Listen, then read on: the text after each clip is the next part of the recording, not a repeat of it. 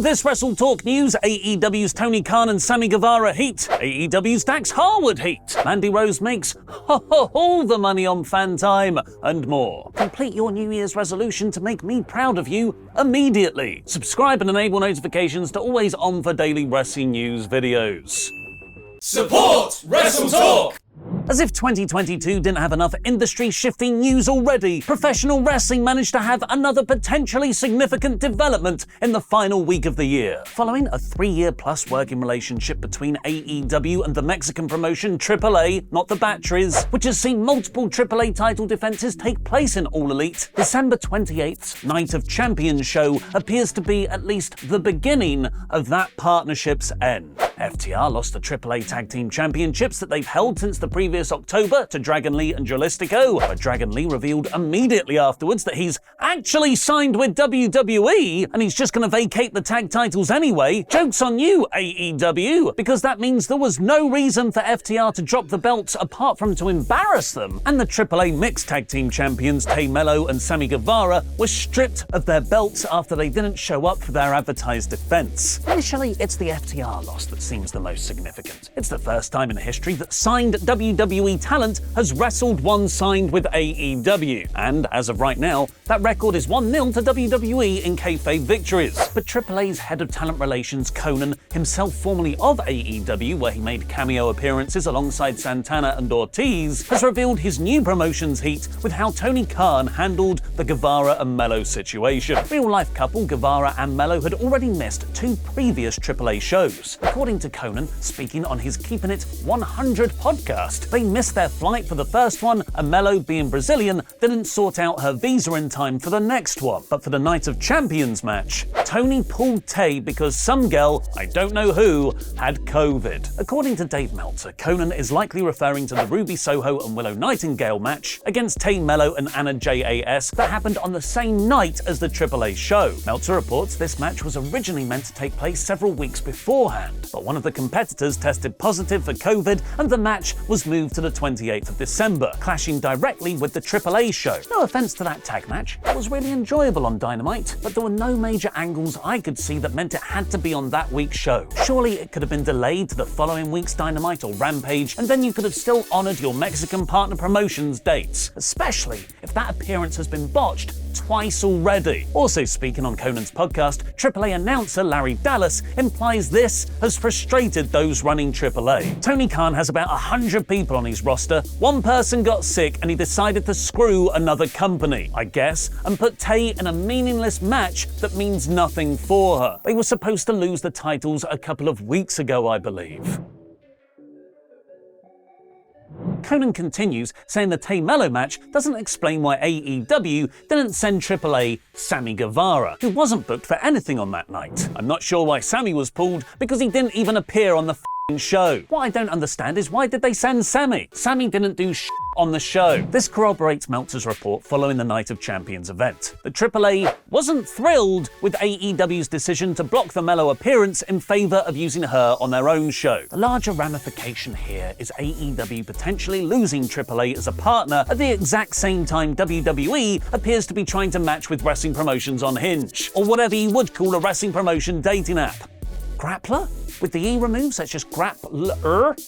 Let me know your suggestions in the comments. Up until now, AEW has been the sole global wrestling's belle at the ball. Promotions from Mexico, Japan, China, and North America all vying for talent exchange and working relationship deals with them. That started to change when Triple H replaced Vince McMahon running WWE. Following the Night of Champions show, it's been heavily speculated that AAA are now trying to forge a working relationship with WWE, with WWE cameras at the event to film Dragon Lee making his announcement that he'd signed. And on January 1st, WWE star Shinsuke Nakamura wrestled for Pro Wrestling Noah as part of the Great Muta's retirement tour, which Nakamura won. You'd have to go back over a decade to find the last time a WWE contracted wrestler was allowed to wrestle for another promotion. And it seems external WWE stars' wrestling appearances are a lot like Eddie Guerrero suplexes. They come in tress. After Dragon Lee in AAA and Nakamura for Noah, WWE's Carl Anderson will defend his Never Openweight Championship at New Japan's Wrestle Kingdom 17 on January 4th. Anderson's friend and New Japan's backstage agent Rocky Romero, who deals with a lot of the international admin, has told Fightful Select it was a difficult to navigate situation behind the scenes. But everyone had the best intentions at heart, which is still a weird thing to hear about WWE after almost half a century of screwing over everyone they've ever worked with. Romero revealed that WWE haven't yet asked for anything in return from New Japan for them providing Anderson at Wrestle Kingdom. Potentially, that's Triple H's way of building goodwill with the promotion. Interestingly, Romero notes in his interview that while AEW has been a great partner to New Japan, he hasn't ruled out WWE and New Japan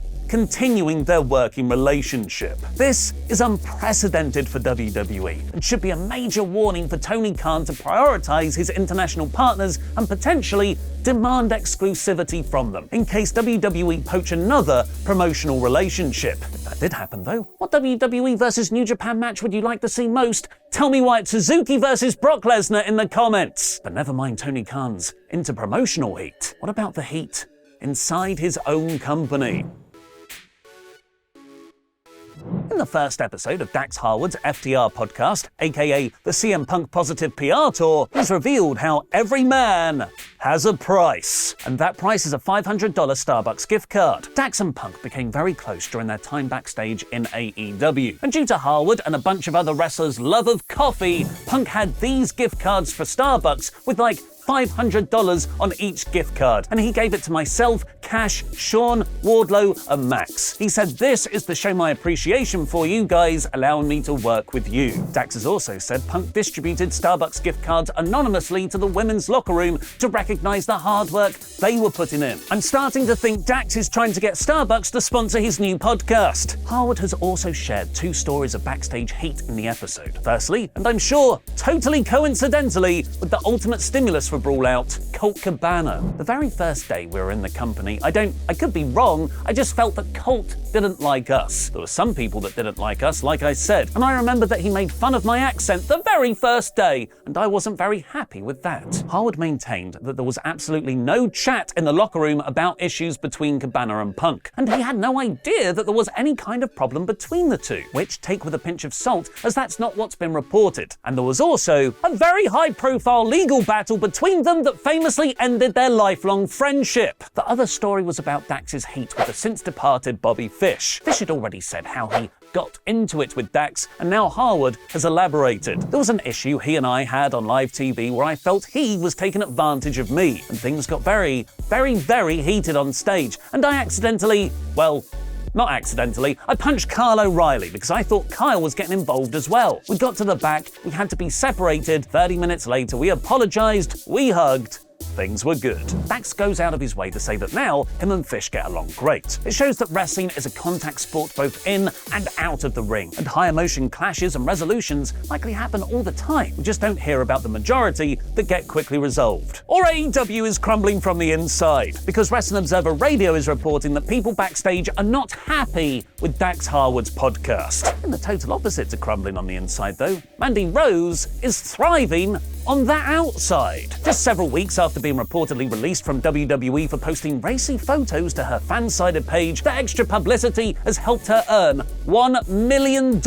in December, which was so impressive, the platform itself congratulated her on Instagram. Congratulations to Mandy Sachs for making $1 million in a month. Finished 2022 like a champ. Fire emoji, masturbation arm emoji. I'd like us all to take a moment to recognize our contribution to that success. I'm sure everyone here has been a big supporter. It's making Sasha Banks potentially going to New Japan look financially reckless. Going to follow your dreams to wrestle in Japan for just a few $100,000? What a mark! Sean Ross Sapp has tweeted Mercedes Venado, Sasha's real name, is free to take wrestling bookings, backing up reports that WWE agreed to part ways with Banks back in the summer, providing she wouldn't do any wrestling appearances for the rest of the year. Now watch on for the crazy story of how WWE screwed over AEW in a Mexican show.